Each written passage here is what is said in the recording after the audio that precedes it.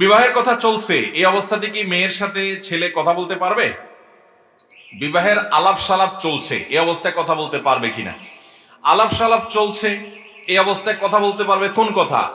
মেয়েকে জিজ্ঞাসা করলো যে তুমি নামাজ পড়ো কিনা, বা আমার এই হালাল উপার্জন আছে এটা তোমার চলবে কিনা, এইসব বিষয় জানার জন্য প্রয়োজনীয় যে কনভারসেশন, কথাবার্তা, সেটা বলতে পারবে সেটা এই পদ্ধতিতে। কিন্তু আমাদের দেশে যেটা হয় বেশিরভাগ ক্ষেত্রে, এই কথাবার্তার নামে বিয়ের খোঁজ খবর নাই, শুধু আলাপ সালাপ একটু উঠছে, এরপরে এবার মেসেঞ্জারে, হোয়াটসঅ্যাপে, মোবাইল কলে, এমনে সেমনে, চাইনিজে, বাহিরে, গেট টুগেদার, উঠা বসা, কথাবার্তা, মনে হয় জামাইবো। ঠিক না বে ঠিক?